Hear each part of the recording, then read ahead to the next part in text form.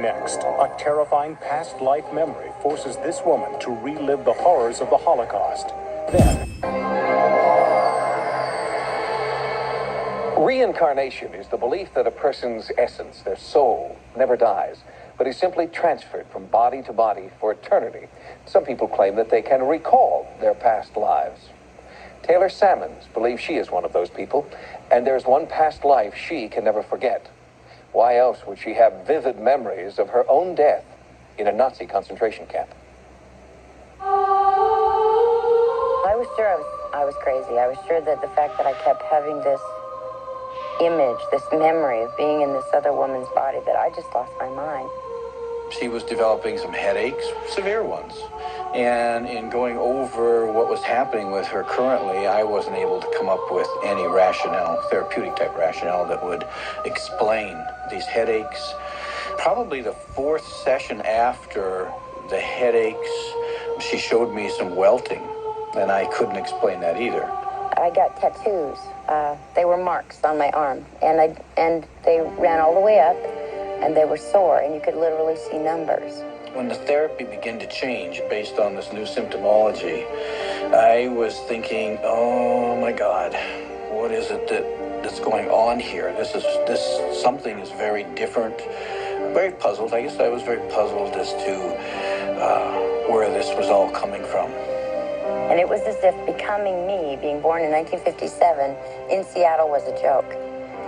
That had never really happened the way it was. And that feeling alone made me crazy. It was at that point we both agreed to look at some regressive work and see if there was something else going on.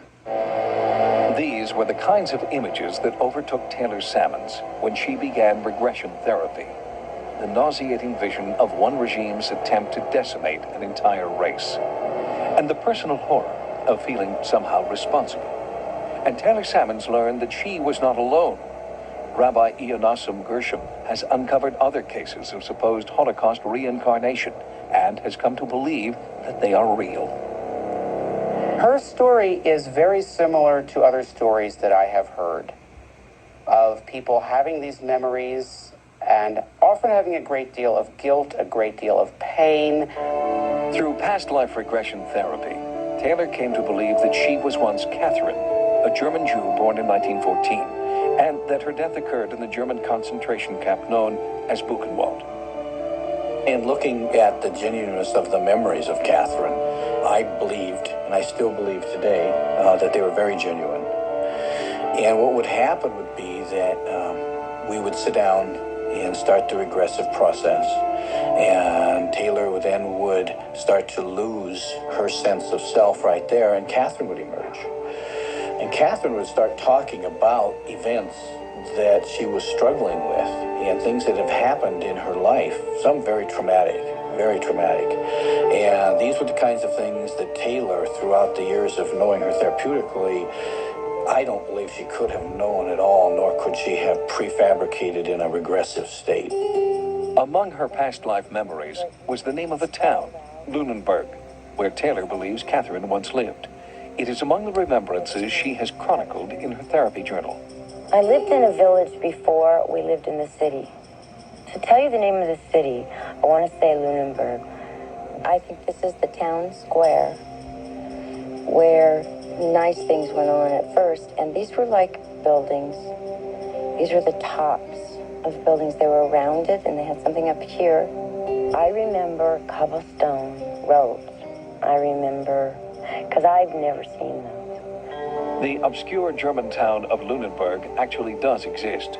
It is known for its unique architecture, beautiful cobblestone streets, and marketplace. There is a fountain in the middle of the square.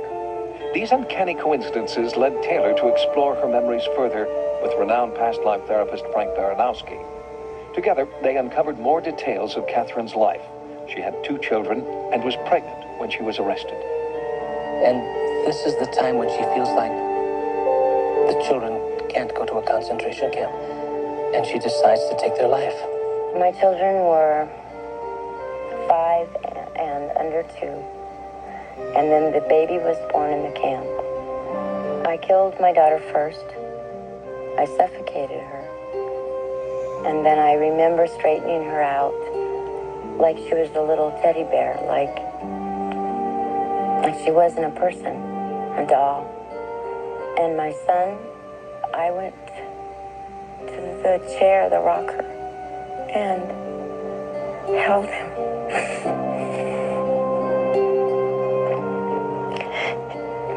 My hand over his arms.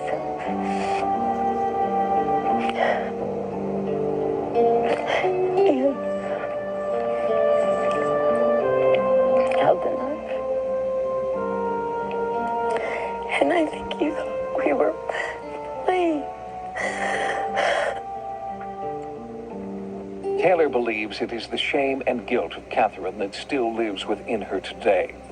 At the suggestion of Sightings, Taylor agreed to consult with Dr. Brian Weiss, a psychiatrist who has studied past life regression extensively. Let your breathing take you deeper. You're already very, very peaceful and relaxed. You'll be able to go deeper than you have before. In this state, the memory is very enhanced. You can remember everything. This is for your experience. This is to help you. That's the most important part. After 2 days of intensive therapy with Dr. Weiss, Taylor began to relive even more of the life and death of Catherine. We are going. They're on the train. What is it like on this train? The others are singing and praying. And it's dark. And it's crowded and there's children. Do you know where this train is going? Where is it going? Buchenwald. To Buchenwald? Buchenwald. Yes.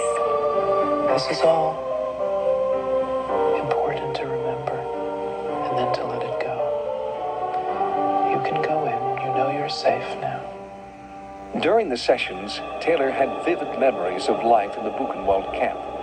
She had visions of medical experiments being performed against her will, experiments which ultimately killed her. Go to the end of that life, that last day of her life, and let's see what happens. Can you see your body? What does it look like? It is very thin. The breast is missing. I think the arm is missing. An arm? And there's sewing in the stomach, and it's just thin. Okay, let's leave this all together now. During another session with Dr. Weiss, Taylor had recalled the last name Leibowitz, possibly a family name. As part of the healing process, Taylor visited the Miami Holocaust Memorial. The images there were hauntingly familiar, and there, on the wall of remembrance, was the name she knew too well. Although agonizing, Taylor's journey through Catherine's life has been a way to heal. Taylor's story seems similar to many of the cases I've had from the Holocaust in terms of the memories and the details and the emotion. But the remembrance still seems to be very healing, whether they're validated or not validated. People seem to get better, to lose their fears and phobias, to have more joy and happiness in their current lives. This is the important thing to me. If I let that healing continue, maybe for the first time, I get to really live.